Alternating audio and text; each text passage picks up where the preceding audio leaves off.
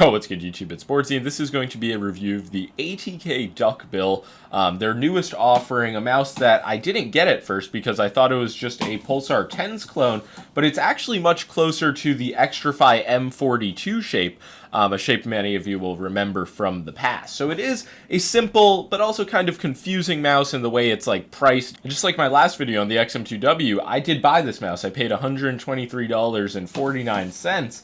And I don't hate it, but I did think for some reason that it was closer to 40 grams, when it's in fact 49 grams.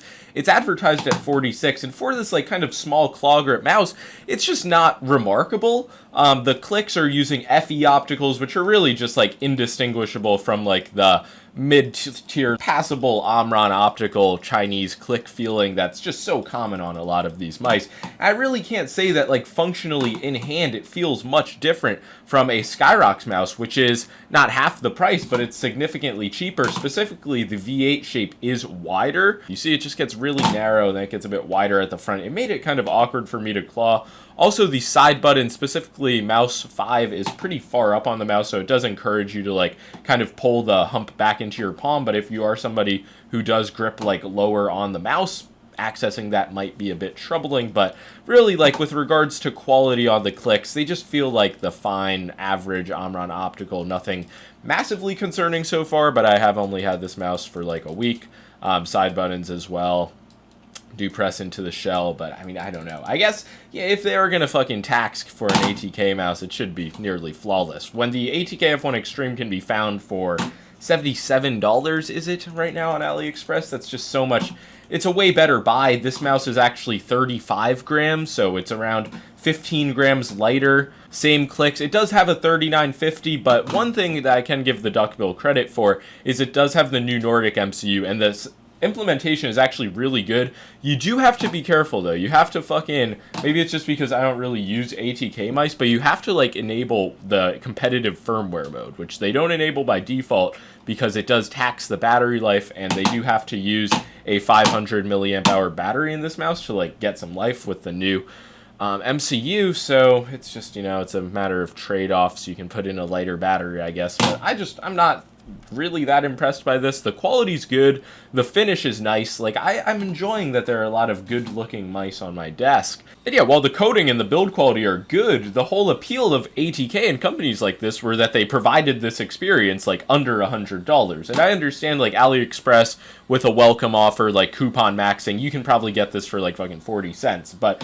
for regular people, just ATK's website, it is over $100, and it just does feel like it is a bit much for what it's offering, but at the same time, it's not like an offensively bad mouse. I find the level of curvature on the shape to just not be for me. I could never really get a comfortable ring finger placement on the right side of the mouse, and it's just a much less straight, like flat-sided mouse than something like the OP1 or the X2 Mini. So yeah, this mouse having that large flare out, my thumb was never really comfortable either. It's just not a shape for my hand size, but if you do have smaller hands, you want something like back hump focused for claw grip, it's just another option. The F1 Extreme is, like I said, not going to have as much of a prominent back hump, but it's still a viable small hand claw grip shape. It works a bit better for fingertip for me with the flatter sides, and like I said, it's just lighter and cheaper. Once again, this is not a bad offering. It's not like I couldn't perform well with it, but it's just weird for ATK compared to all of their other lineups. This is the only one that doesn't have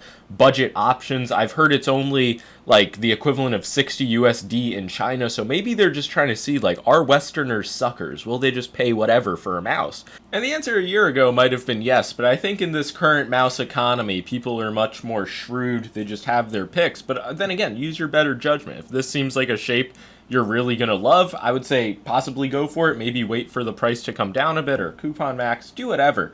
And if you are somebody who really does appreciate like a high level sensor implementation, then I can give this a vouch as well. The settings were like, the UI was like not, I'm not gonna say overwhelming, but like, God, there's like a lot fucking going on, and it's all like poorly translated. But at the same time, it's solid web software. So I feel like I'm kind of bipolar on this mouse, where I feel like it's mainable. It's just not a shape for me.